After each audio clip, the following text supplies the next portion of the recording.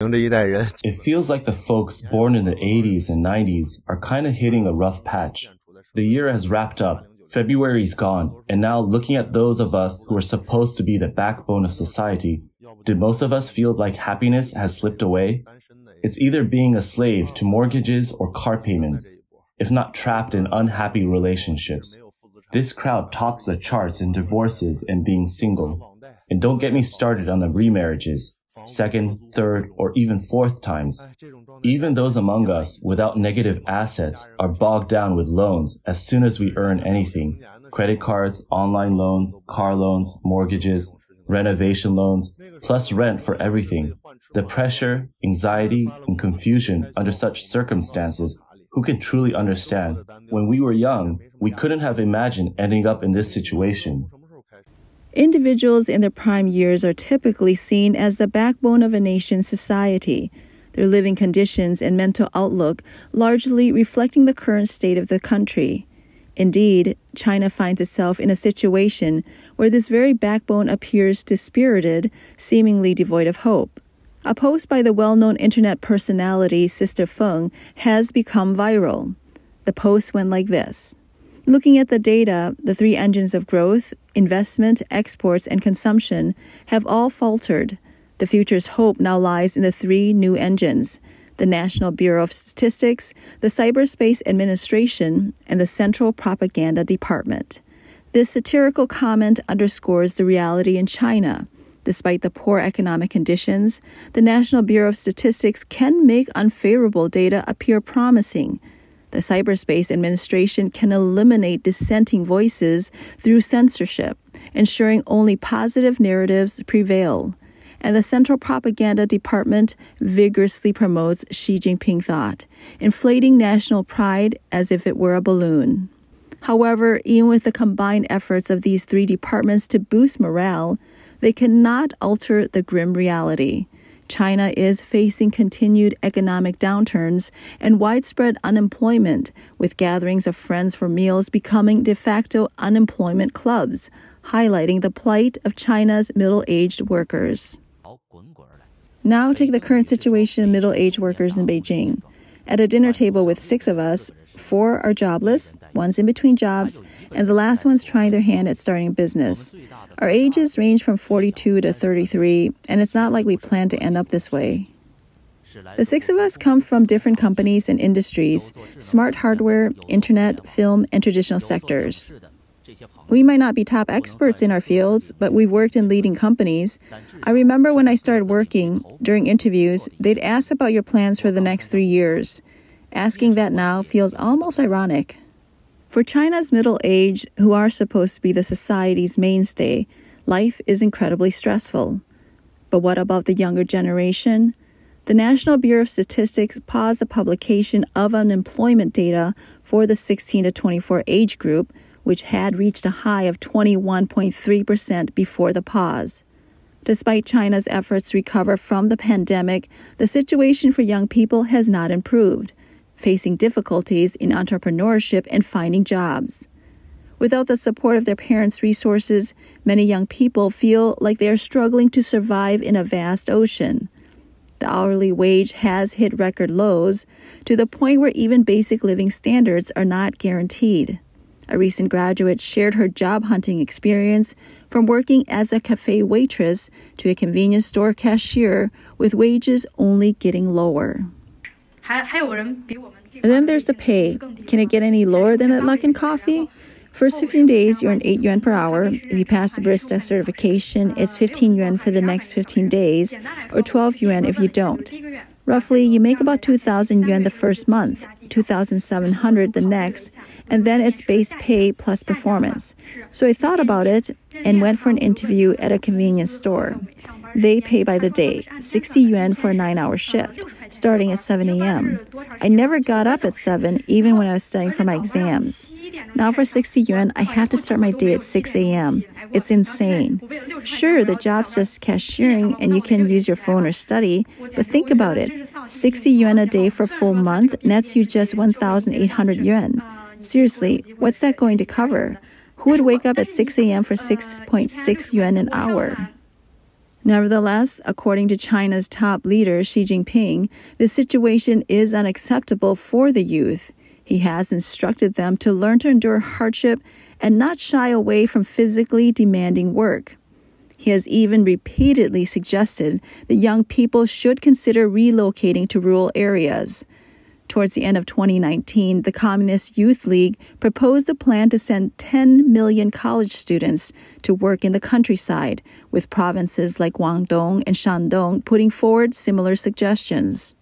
An article in the People's Daily on May 4, 2023, Youth Day, quoted Xi Jinping.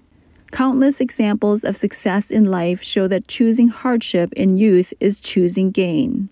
The article, which expressed Xi Jinping's expectations for the younger generation, mentioned enduring hardship 5 times. Xi Jinping, recalling his own experience of going to the countryside during the Cultural Revolution, has repeatedly called on young people to willingly face difficulties. He warned that young people must be prepared to take on responsibility and be ready for hard times, encouraging them to seek employment in rural areas to help revitalize the local economy. Those who leave the city to assist with poverty alleviation in remote and underdeveloped areas are to be commended. Independent political commentator Tsai Shen-kun has expressed outrage on Platform X, questioning why no other country's president or prime minister has ever called on young people to seek out hardship.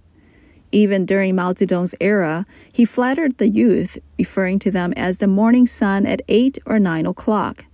In the current global context, characterized by rapid and transparent exchange of information, the call for young individuals to embrace hardship has been met with skepticism. The endorsement of this idea by state-run media, which promotes the pursuit of challenges over the assurance of a stable existence, has sparked considerable surprise. This stance has led to widespread speculation regarding the motivations underlying such guidance and the implications it holds for the future prospects of China's younger generation. Youth unemployment is a statistic of significant concern for the Chinese Communist Party, or CCP, as idle young people are perceived as a potential threat to its rule. During the Cultural Revolution, Mao Zedong sent over 16 million urban youths to the countryside, including Xi Jinping. The return of these unemployed youths to the cities after the Cultural Revolution, to some extent, forced the party to accept forms of employment beyond individual entrepreneurship or the state-planned economy.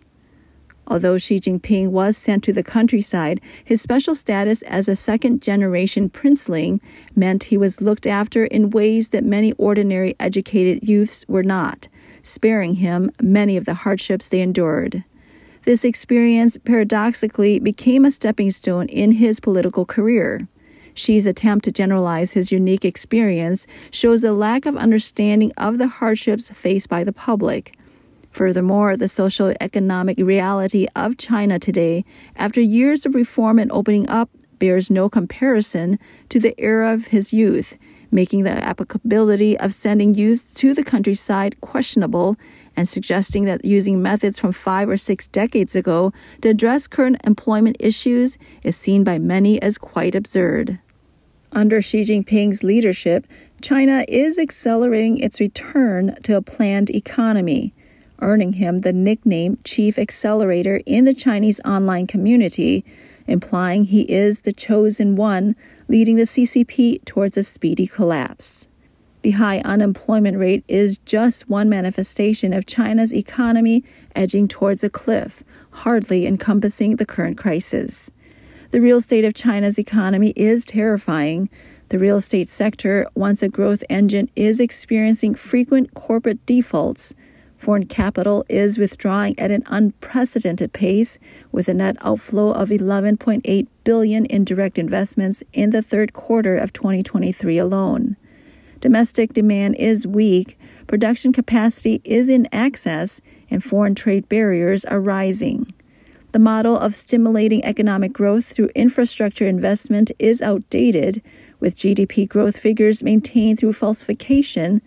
The birth rate is declining. The overall population is shrinking and aging, reducing the labor and consumer base.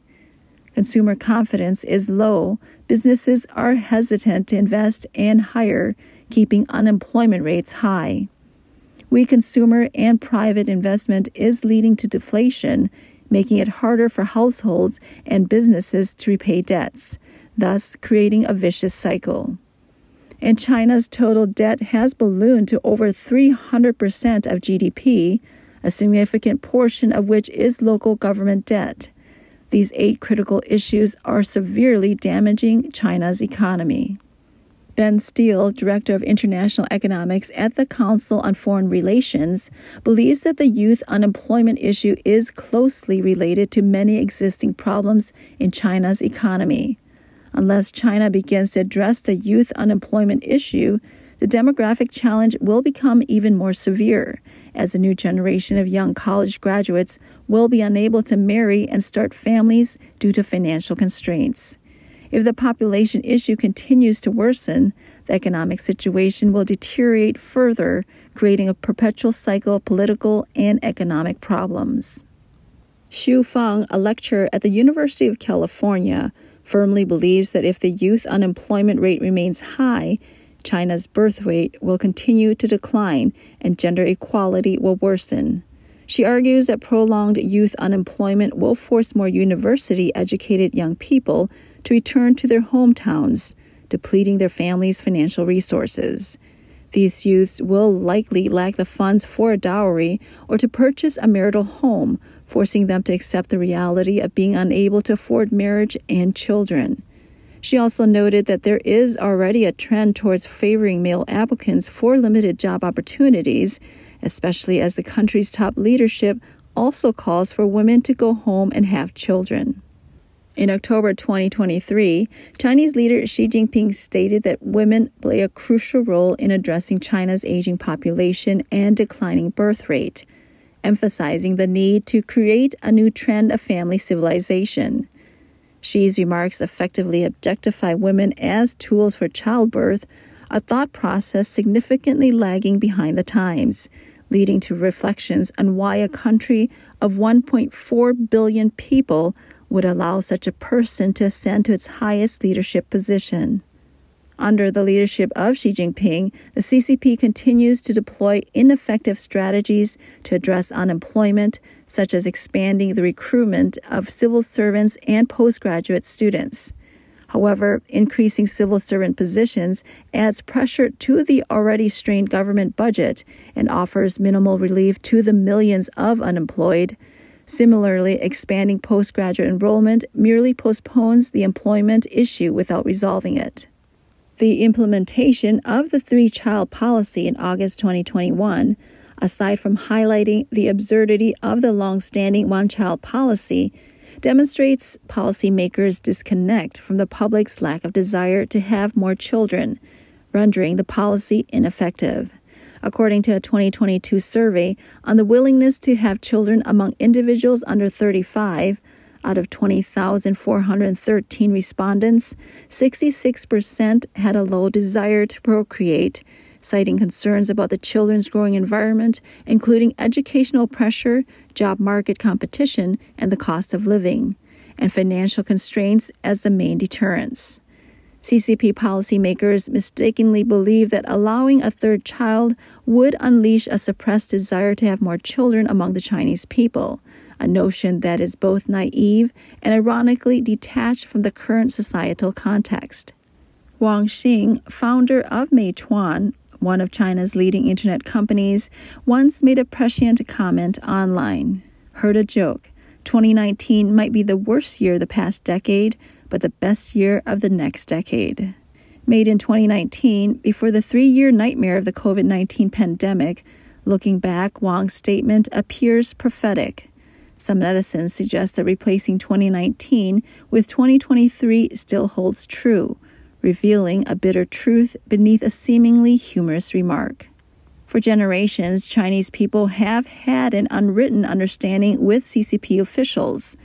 Political rights and freedoms, including free speech, were sacrificed for economic development and improved standard of living.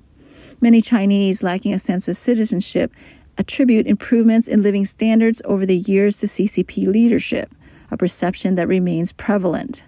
Unfortunately, this tacit agreement no longer holds true, and Chinese citizens are increasingly recognizing the high cost of the rights and freedoms they have relinquished.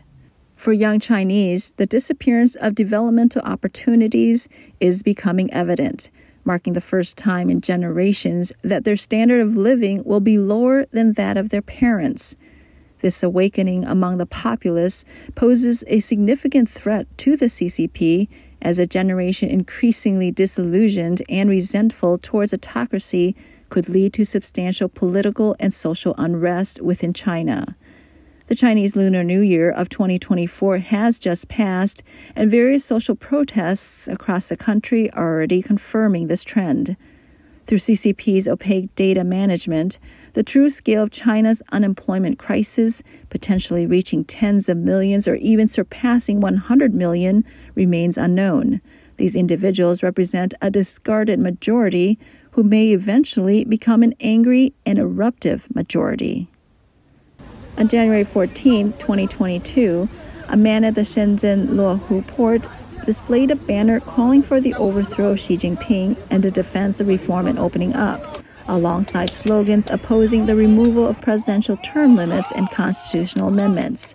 He was swiftly subdued by several police officers.